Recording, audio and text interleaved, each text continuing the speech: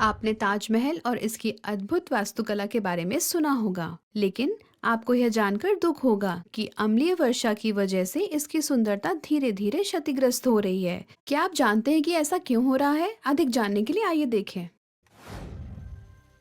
हम सभी जानते हैं कि अम्लीय वर्षा संगमरमर कलाकृतियों के लिए मुख्य क्षतिग्रस्त कारकों में से एक है। वास्तव में कैल्शियम कार्बोनेट, जो कि संगमरमर का प्रमुख घटक है, जल में अविलय है। हालांकि अम्लीय वर्षा में मौजूद अम्ल, उदाहरण के लिए सल्फ्यूरिक अम्ल, कैल्शियम कार्बोनेट से तेजी से अभिक्रिया करता है, जिसमें सल्फ्यूरिक अम्ल के सल्फेट मूलक कैल्शियम कार्बोनेट के कार्बोनेट मूलकों के साथ आदान प्रदान करते हैं।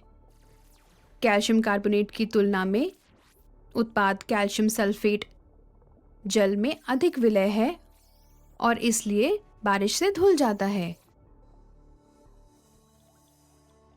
यह कलाकृतियों की सतह से पदार्थ हटाने का कारण बनता है।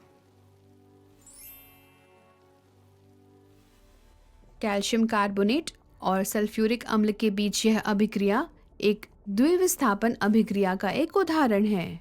यह हर मायने में सही है, क्योंकि अभिक्रिया के दौरान दोनों मूलक विस्थापित होते हैं या उनका आदान प्रदान होता है। हम इस प्रकार एक द्विविस्थापन अभिक्रिया को परिभाषित कर सकते हैं, जिसमें यौगिक AB के घटक A और यौगिक CD के घटक C अपने मूलकों का परस्पर आदान प्रदान करते हैं और दो विभिन्न यौगिकों AD और CB को बनाते हैं। आइए अब हम 3 प्रकार की द्विविस्थापन अभिक्रियाओं पर चर्चा करते हैं। अवक्षेपण अभिक्रियाएं। इसके लिए एक बीकर में सोडियम क्लोराइड विलयन लें। इस बीकर में सिल्वर नाइट्रेट विलयन मिलाएं। आप एक सफेद रंग का अवक्षेप बनते हुए देख सकते हैं। सोडियम क्लोराइड से सोडियम और सिल्वर नाइट्रेट से सिल्वर,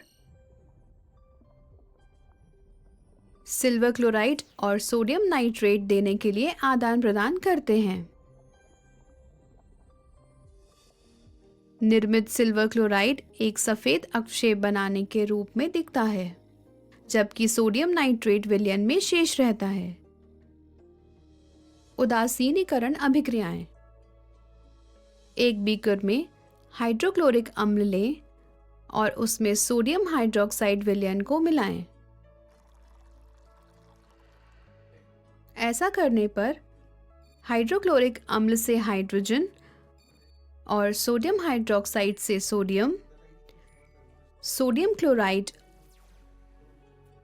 और जल देने के लिए आदान प्रदान करते हैं। यह एक उदासीनीकरण अभिक्रिया है।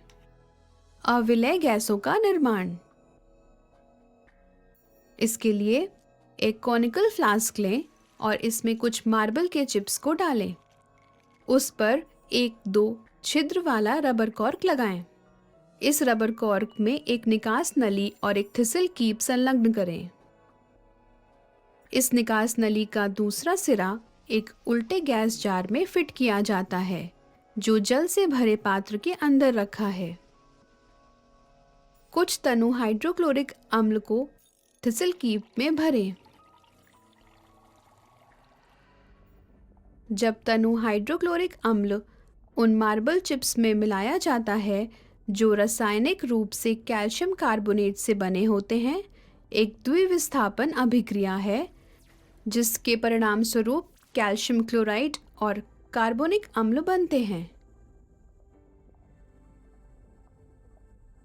यह कार्बोनिक अम्ल अणु फिर कार्बन डाइऑक्साइड गैस और जल में विभाजित हो जाते हैं।